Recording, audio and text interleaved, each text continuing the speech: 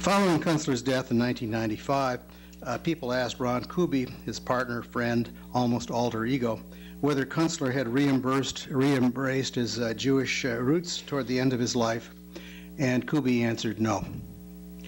Religion for the soul was not within Kunstler's sensibilities.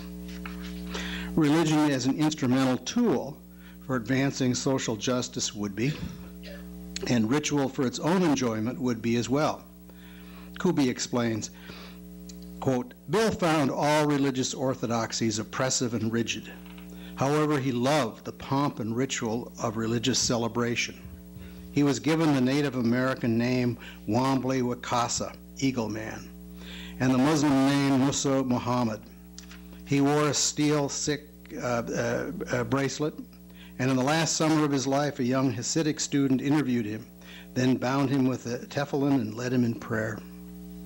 With his arms wrapped in leather straps, Bill prayed, showing the same enthusiasm with which he would sing Abide With Me in a storefront church.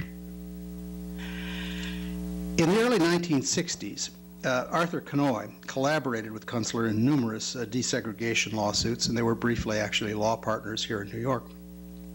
They spent a great deal of time together in the South. However, whereas Kunstler was fun-loving, as always, Arthur Kanoy was a very serious man, a totally dedicated radical lawyer. In fact, he greatly influenced Kunstler's growing radicalization in the 60s. Notwithstanding a growing radical spirit, Kunstler still loved life, and he always did. Traveling around the South in the 60s, Kunstler sought out classical music, probably finding a good amount of choral music then and now in the churches. He tried to bring Kanoy along with him to these concerts. Kanoy later recalled that during their southern travels, Kunstler, quote, would always try to drag me into a place where they were playing classical music. He liked old music, unquote. Kanoy would have none of it and preferred instead to do, as he put it, quote, the main work of planning out the strategy we would have to follow the next morning in the courtroom or in arranging the papers, unquote. It is nearly impossible to imagine such a serious man as Arthur Kanoy playing with and enjoying the ritual of religion. That is not to say Kanoy was not deeply appreciative of his Jewish heritage. Indeed, he was deeply moved by the cultural emphasis on education. His autobiography, Rights on Trial, The Odyssey of a People's Lawyer, is actually more a memoir of his legal work than an autobiography, so little does it have concerning his personal life. However, concerning the Jewish drive for education and how that influenced him personally, he waxed quite eloquently, even while not resisting a political interpretation of that drive. He wrote, quote, all my grandparents were working class people. My grandfather on my mother's side was a shoemaker. My grandfather on my father's side was a tinsmith. Both of my grandmothers had raised families of 12 or 13 children in the New York ghetto on the Lower East Side.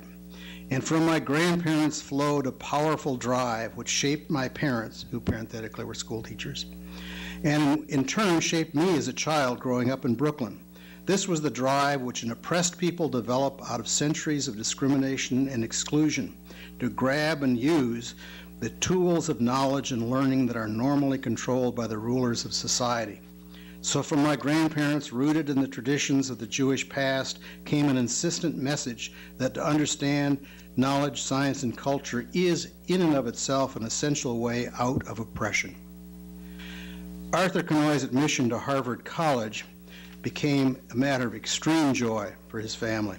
I quote just a little bit more from this memoir because it is truly uncharacteristic of the serious memoir written by a very serious man.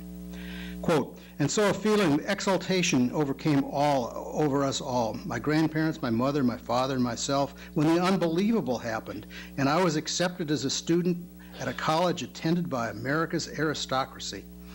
I can remember the pride in my grandparents' eyes when my parents took me to their home in the East Bronx to tell me the astonishing news.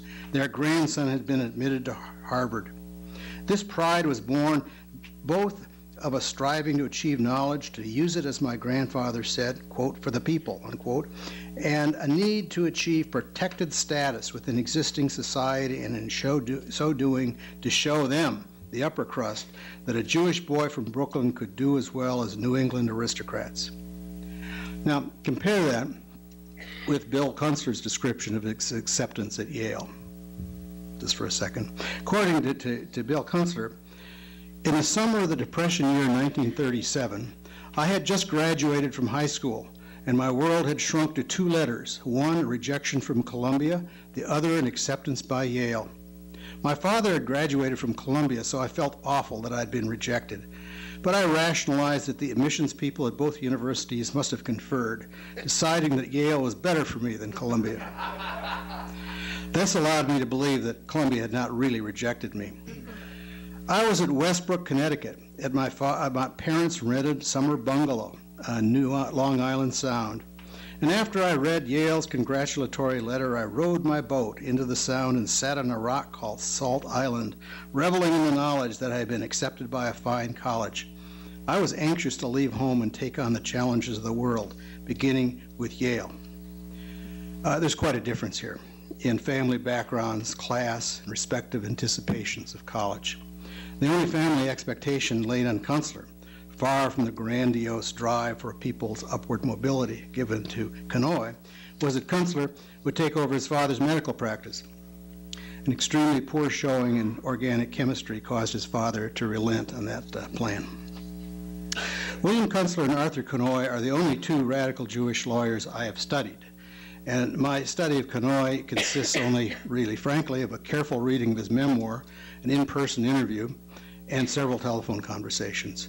Yet I feel comfortable in suggesting that most radical Jewish lawyers react to their cultural heritage more in a style of Kanoi, celebratory, though with less grandiose enthusiasm than the style of Bill Kunstler. The memoir of one other radical Jewish lawyer of the 1960s, Michael Stephen Smith, suggests this. In his Notebook of a 60s Lawyer, an unrepentant memoir and selected writings, Smith makes short shrift of any religiosity, saying he stopped believing in God at age 17. That's it. Nevertheless, he asked himself the question of what it meant to be a Jew, and he answered, I think in its essence what it means for me to be a Jew is the holding of a common morality. Don't do unto others what you wouldn't want done to you. That ethical injunction distills the wisdom of Jewish teaching. Carrying out this perspective in actuality means holding an internationalist view of world problems and seeking a common solution to oppression with other victims, and also to identify with a culture and history, although interpretations of that history may vary. Mike Smith is very fond of Lenny Bruce, jazz, and by no means in the ultra-serious mold of Arthur Kanoi. Yet his comments on Judaism come closer to those of Kanoi than Kunstler. I suspect that what we see here is the role of Kunstler's gregariousness, his joie de vivre, and fun-loving personality in shaping his attitudes and practices toward Judaism, and indeed other religions, that is not generally prevalent among radical Jewish lawyers. Thus, personality and character seem to be more influential than the status of being radical in shaping these men's religious attitudes and practices. Thank you.